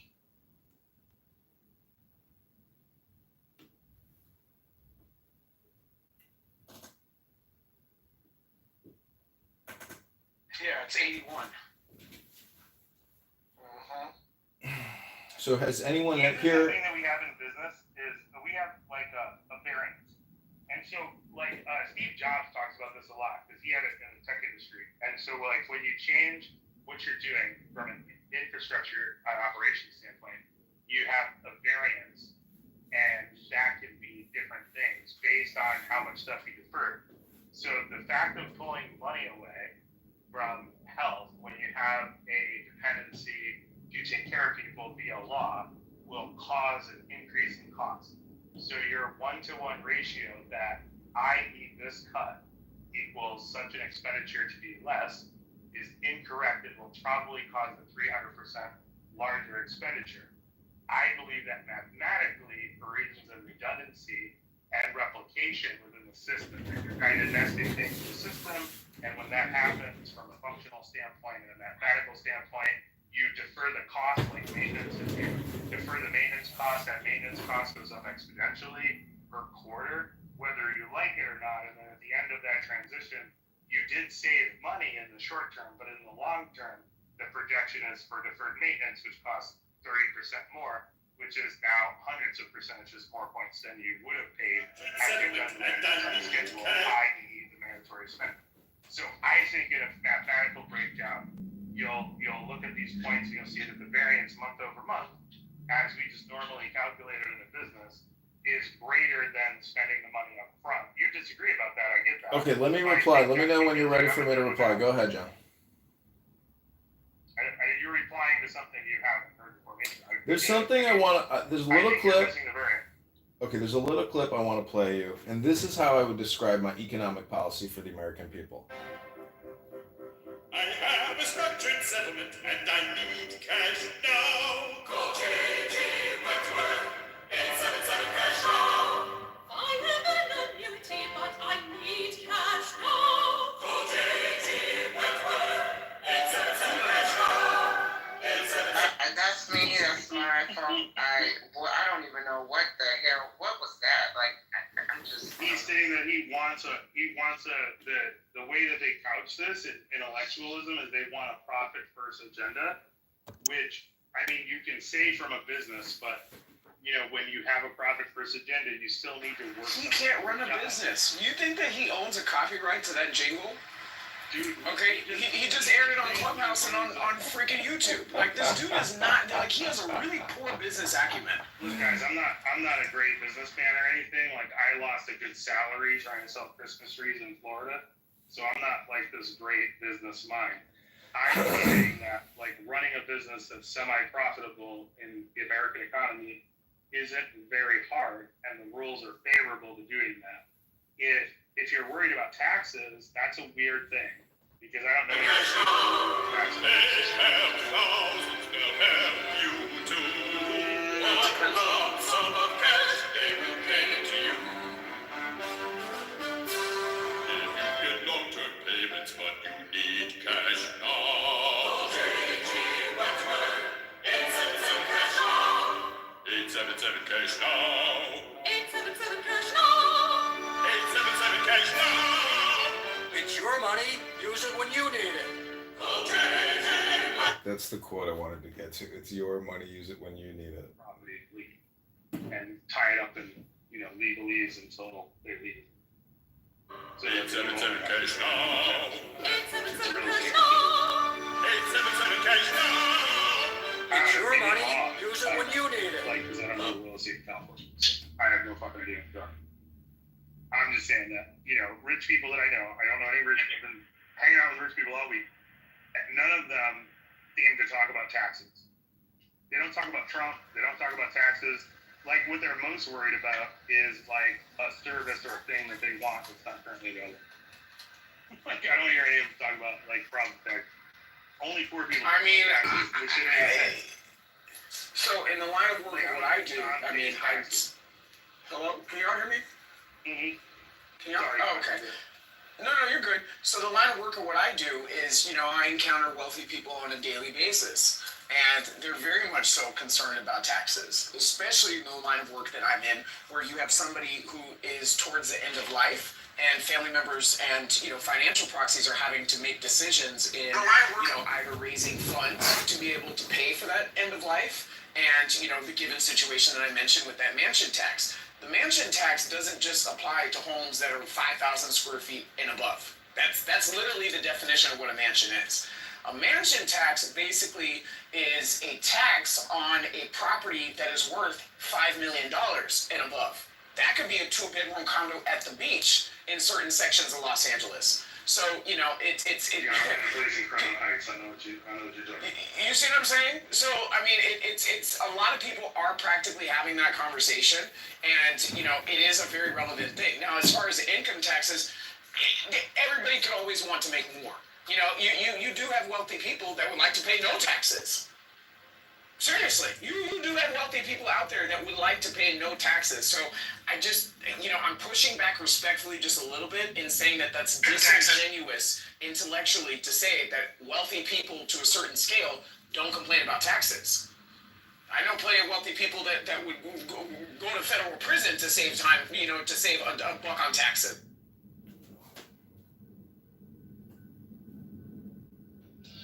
Real quick, is MY here?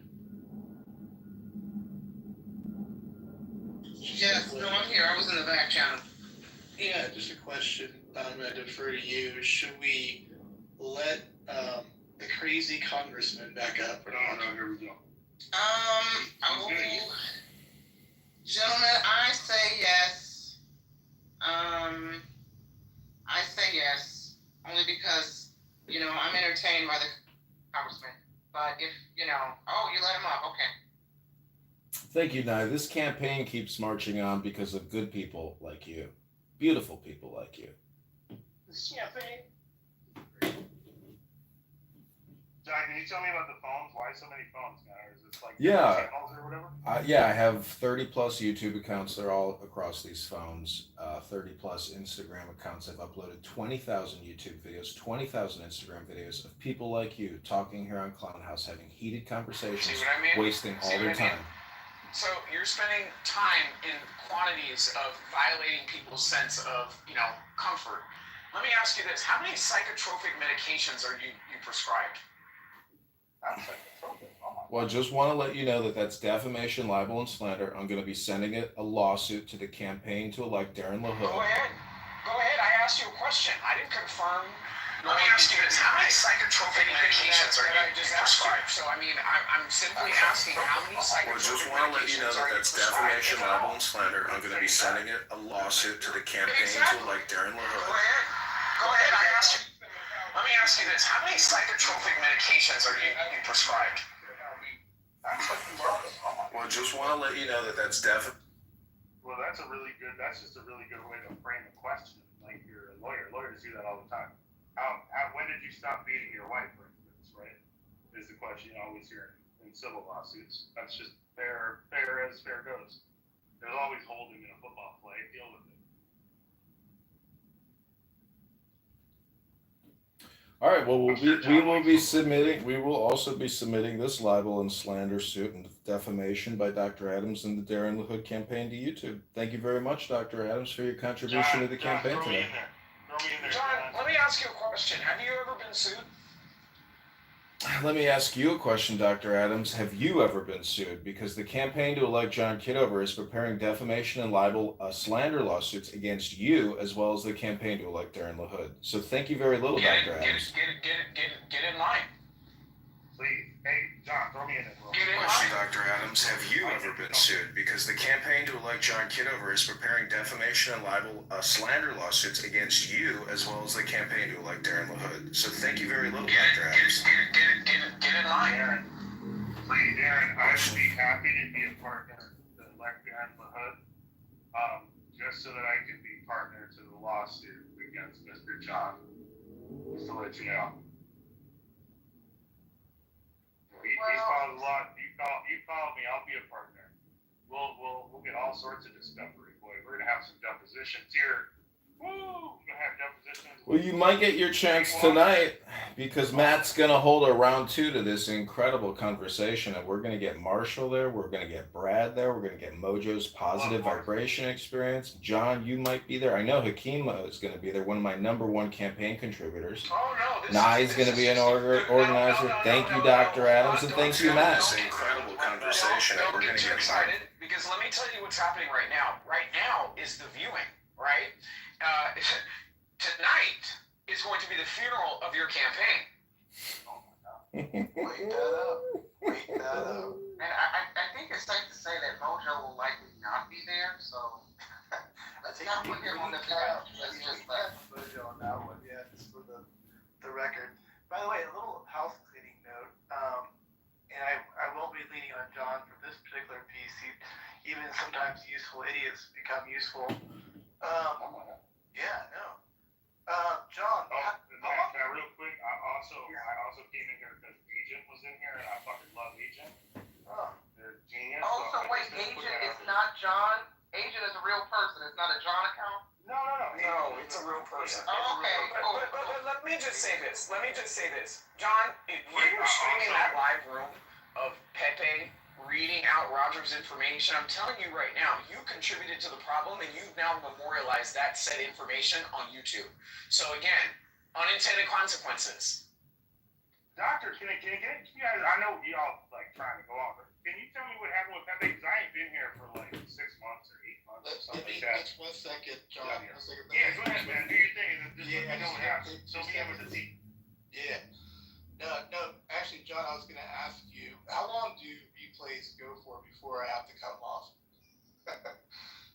Oh, they go for at least 10 hours. Okay, so probably like out of 4 or 5, right? Yeah, okay. Yeah, and it'll cut off after, because I used to host marathon rooms, and we would go at least 10 hours, maybe a little longer before the replays automatically shut off. Got it. Yeah, they got still is a room. Carry on, John. You want to say something? Go ahead. Silent H, John. He wanted to know what happened with Pepe. Pepe's been on a doxing. Pepe went and doxed someone that ran a very entertaining house on this app. Someone who allegedly, according to the haters, offended a lot of people over the past couple years. And someone who others greatly appreciate the spaces that he knows. Okay, there in the hood, who's going to be good for the hood, okay, and you're gonna lose, he decided to dox right? this person live in his room, from what I understand. That's a new update. I keep telling you, that has nothing to do with it. He admitted it though, yesterday.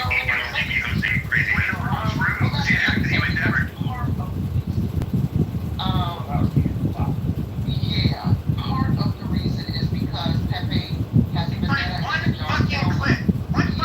that Mr. Mojo Rising quote unquote stole and hero from him. And there's another reason that's because he doesn't like the way Roger mods and hosts his rooms. And so Pepe admitted on the Healthy Debate stage yesterday that basically the reasoning behind is petty and out of anger and just he didn't say this exactly, I'm just paraphrasing. He's attempting to humble Roger because Roger is a bully and has been a bully on this app.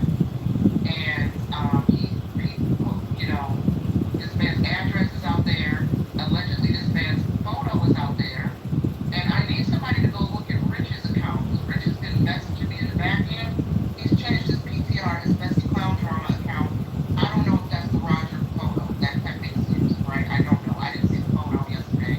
I didn't see the photo on Friday. Isn't the photo of the brown, the man, the heavier set man with the brown top? With the brown background? Yeah. Yeah.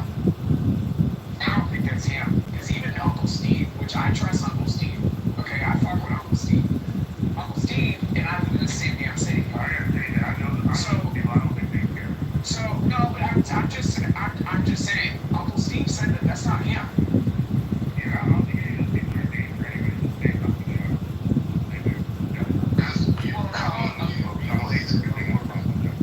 No, well, I heard this morning from someone who's close to Roger that Roger said his address was got out. And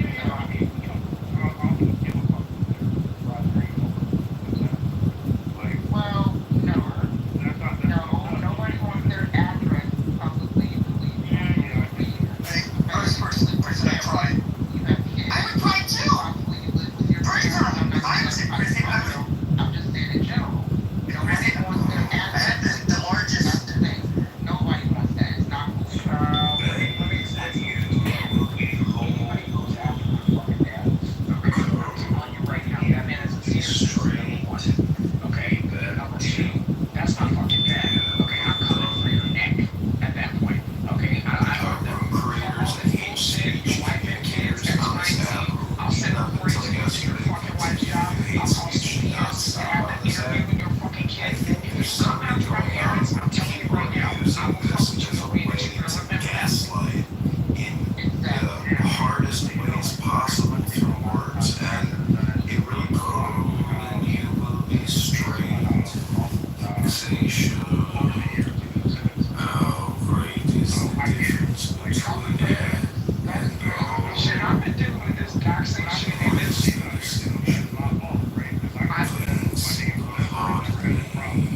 I've been dealing with this weird doxing shit and these fucking fake internet influencers out of California since 2008.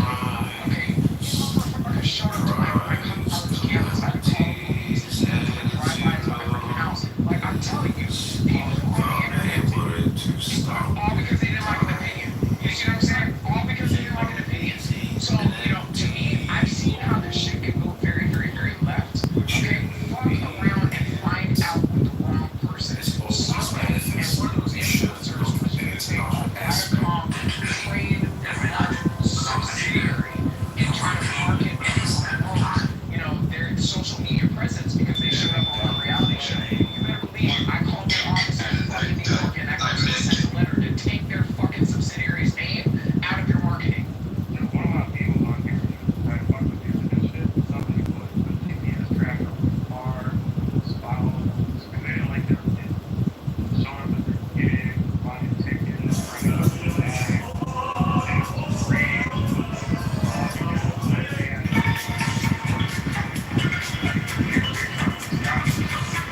that should be crazy.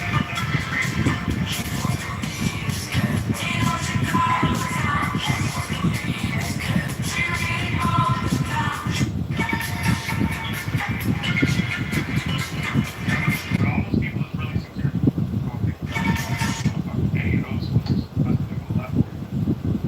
Amendment, hit that like button. It's 312-498. No, I mean, it's just like, listen, people think that because they're out of sight, they're out of reach. You see what I'm saying? Fuck around with the wrong person on this app, and shit can go in a completely left direction that will take your social media presence off of this app and put you into a place like freaking Kitover. You see what I'm saying? I've seen it happen. I've seen somebody that I'm actually very close with on this app. You know, she made a comment that was very divisive back and forth, like she really kind of person up. Did they actually take that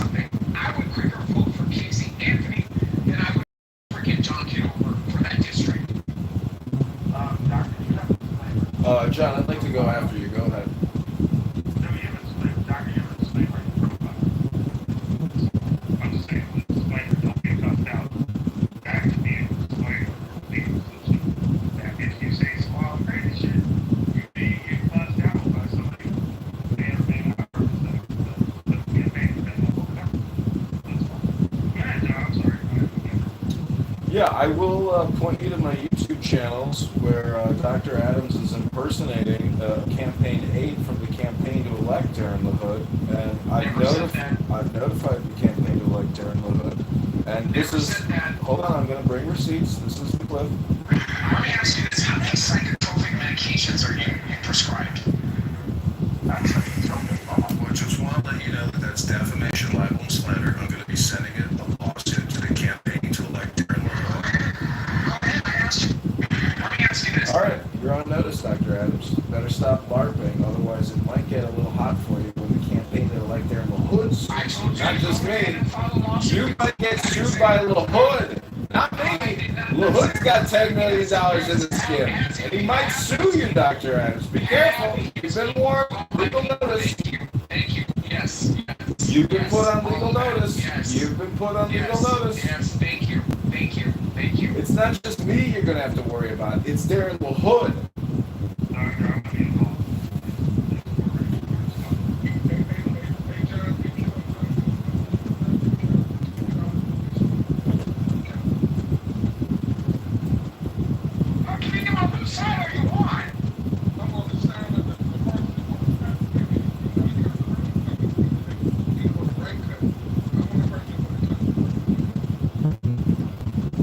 Hakima, man, I'm gonna pay for you to come out to a campaign event so we can get that testimony. Hakima, all the anti-black things that Edmund has said, okay, and you're gonna side with him over me.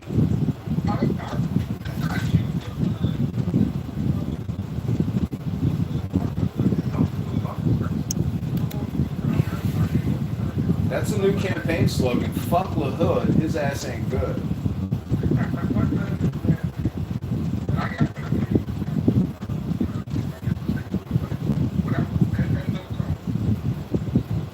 Wow. You hear that, Dr. Adams? You hear that, Matt? This is Hakima, and you come on here and claim that I'm doing racist speech. Dr. Adams, you come on here and say the most horrifically bigoted, racist, and anti-woman speech. You're a misogynist. You say horrible things. You do no education. All you do is come on here and stir the pot and scream your bullshit. So take your criticism of my campaign, and I will. And again, Dr. Adams, you've been legally warned that the things you're saying against me as a candidate constitutes slander, libel, and defamation. I could legally sue you based off of the audio clips that I have right now. And if there's some billionaire listening that wants to fund a lawfare campaign against you and a campaign to elect Darren LaHood, I hope we get that funded for you, Dr. Adams.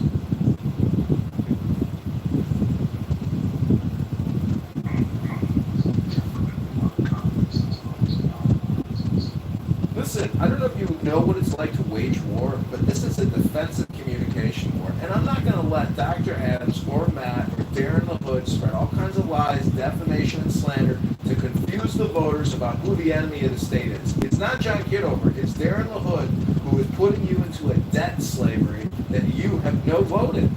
$37 trillion worth of debt, $100 trillion in unfunded debt liabilities. This guy's been in Congress 10 years. That's $20 trillion of debt he's created.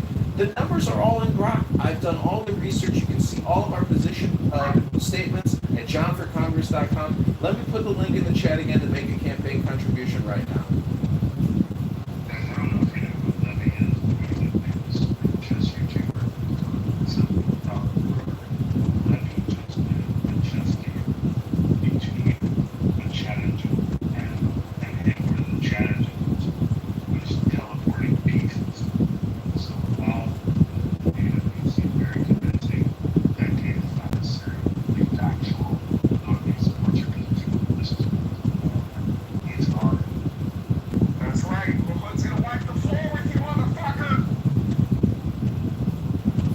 In the chat, make a donation now. John, would you consider giving $10 to the campaign to elect John Kitover right now? After all this communication, transparency, honest opinion, are you not willing to give $10 for some of these opinions?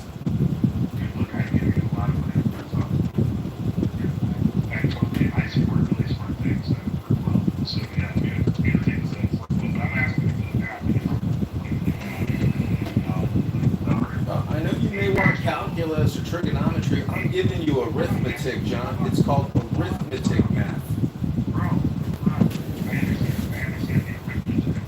What I'm saying is that there's externalities that don't line up with the arithmetic. And we have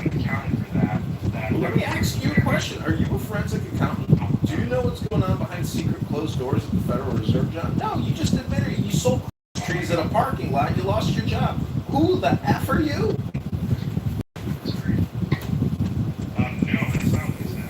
I just said that like we made fair share of bad decisions on data that was really. It wasn't the data problem. It was like things that I was missing. It's like let's say driver fallacy. So that like you don't know what you don't know. That's why this is a risk, and that's why you make more and you do it successfully. So yeah, no question can you do business unsuccessfully, and that's what the circuit be very to you is that while you can have the greatest intentions, you could be missing something. So perhaps we should do that in order to find out whether that is or is not there. Can work.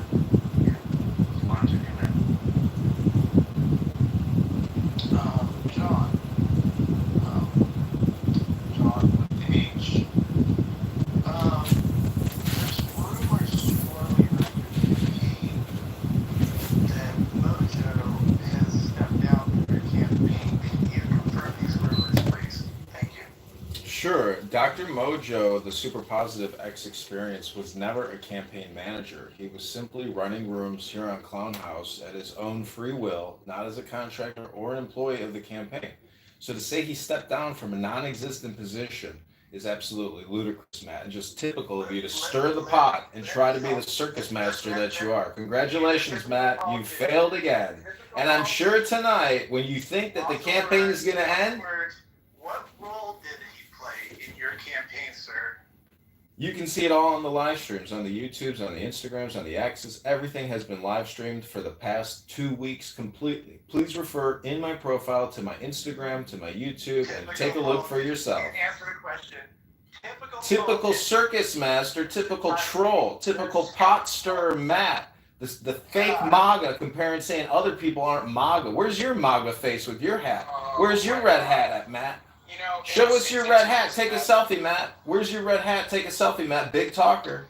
John, Big talker. Big talker. Where's the money? Put up or shut up. Put up or shut up. Money talks, bullshit walks.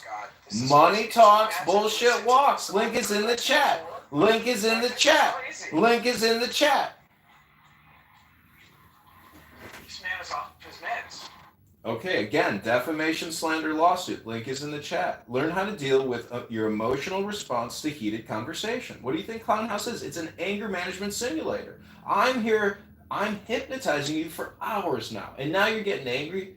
Go ahead and send me money now. $10, $100, support the campaign. I helped you stir the pot, Matt. I hope you like the soup. I hope you like the taste of the soup, Matt. You stirred the pot. Here we go. It's crazy. Oh my god. Like, listen to his voice. Like, now I have to poop. I gotta take a big He's got to take a shit now. You know, he's the typical politician. Just a lot of shit spewing out of this Isler fight. And nothing ever changes. I mean, he thinks he's the big change agent. Yeah, well, he needs to go change his little poopy diapers that he wears on camera. He's a sick individual. And he needs to, realize that he's not going to win this campaign. It's officially over. God,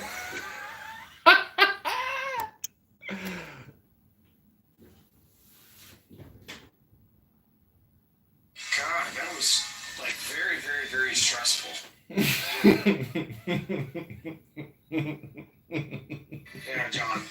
I'm just minding my business, driving down Sunset. Listen to your heart. Nobody's voting for you. Listen to your heart. Lahud is going to beat you.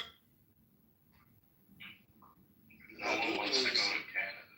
Now, there is one thing that was mentioned in chat too. Just great questions coming from the good today. Great questions. Maybe will be carried over to tonight when John, the crazy congressman, ends his campaign officially live in the One House. And will you submit your medical records to us, John? You can write that in chat. I don't know why you're running. I sure as hell don't know why you're gonna lose to LaHood tonight. No, it doesn't sound like KKK members. Oh, get the hood. That's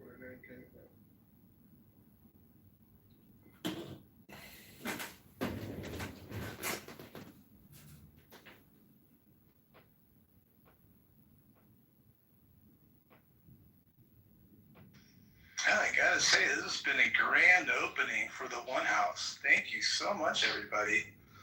Really appreciate your attendance. It's been very therapeutic and very eye-opening, needless to say, throughout the last couple of hours. I think my the replay, for some odd reason, would not go away, and I think I know why, because it's been such a tantalizing space. Thank you guys so much for coming today. And I hope to have the repeat of this, in the evening. We'll figure something out, possibly. We'll see how that goes. And I really appreciate everybody in the group, hanging out and, being yourselves. Thank you, NY, for coming. I really appreciate it. I just want to say that replay was anointed by the Lord, okay, to bring out the truths, okay, of the Kitover campaign. And, it has truthfully touched the shoulder of our good brother, Darren LaHood. And, we'll see you at the finish line. And this guy thinks, he has the nerve to think he's going to have the last word. What a clown. You must got us fucked up.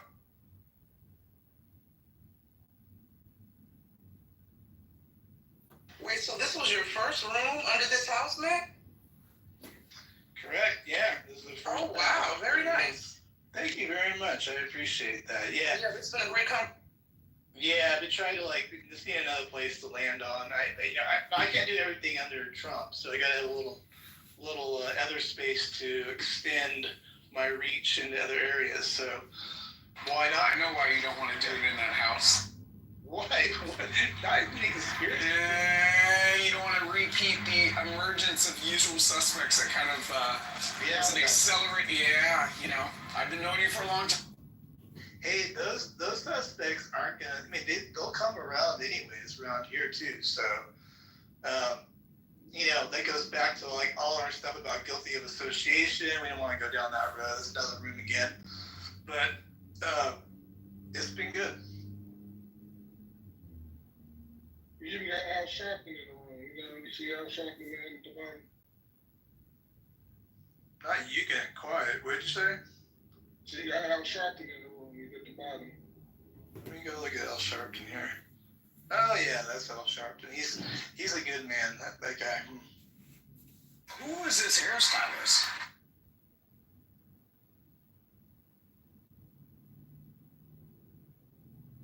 All right, Matt, close it. All right, gotta Boom this bitch for LaHood. LaHood. All right, y'all. I'll catch you out there. Bye. Rich people have to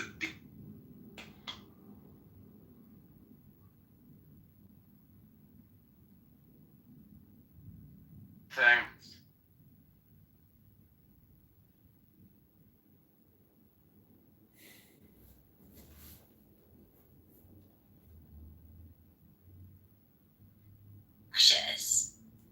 And she was just as rude to him as he was to her. Yeah, that's right. Rabbi, be nice. Tell us, Rico, how you fucked her on top of the billiard table. Let's go. Tell us, Rico. look for this big picture and the Kurdish vision, then the whole thing will collapse. Then nobody win, nobody win. So we have to figure out, but all this is ongoing discussion again, ongoing discussion. We have more Iranian coming here to express how they want this friendship, and from the biblical point of view as well, the Jewish people want to pay back to. May I say something about psychology of the Iranian people? The whole point is not about psychology. Yeah, just a little thing.